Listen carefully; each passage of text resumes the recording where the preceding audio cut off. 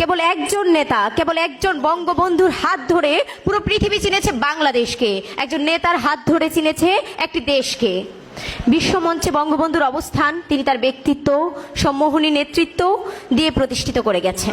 কেবল নিজেকেই নয়, বিশ্বের বুকে বাংলাদেশকেও করেছেন সুপ্রতিষ্ঠিত, যার প্রমাণ পাওয়া যায় তার অর্জন, কূটনৈতিক তৎপরতা ও বিভিন্ন আন্তর্জাতিক সংগঠনের সদস্যপদ লাভের মাধ্যমে।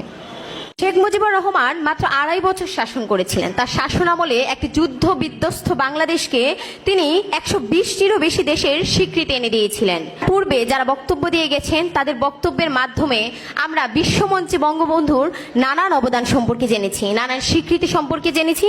এছাড়াও বিশ্ব নেতাদের ভাবনায় বঙ্গবন্ধু সম্পর্কে জেনেছি। বাংলাদেশ ও বঙ্গবন্ধুর বিরোধিতাকারী যুক্তরাষ্ট্রের টাইমস ম্যাগাজিনও বঙ্গবন্ধুকে রাজনীতির কবি আখ্যা দিয়েছিলেন। এটাই আমাদের বঙ্গবন্ধু, এটাই আমাদের নেতা, যে নেতায় আমরা একটি স্বাধীন দেশ পেয়েছি। জাতিসংঘে যখন বঙ্গবন্ধু প্রথম যান, জাতিসংঘে সাধারণত যখন ভাষণগুলো দেয়া হয় তখন তেমন মনোযোগ দিয়ে খুব একটা শোনা হয় না। বঙ্গবন্ধু গেলেন, বললেন, বনে যখন হাতি পা রাখে ঘাসেরা নিষ্পেষিত হয়। আমি সেই নির্যাতিত ঘাসের কথা বলতে এসেছি। প্রত্যেকের মনোযোগ তিনি কেড়ে নিয়েছিলেন। এটাই ছিল শ্রেষ্ঠ বাঙালি, 1000 বছরের শ্রেষ্ঠ বাঙালি আমাদের বঙ্গবন্ধু শেখ মুজিবুর রহমান। বিশ্বমঞ্চে তার প্রভাব, তার প্রতিপত্তি এমনই ছিল, তার দৃষ্টি আকর্ষণ, তার সম্মোহিত নেতৃত্ব এমনই ছিল। অনেক অবদান আমরা শুনেছি, অনেক কিছু বলে গেছি।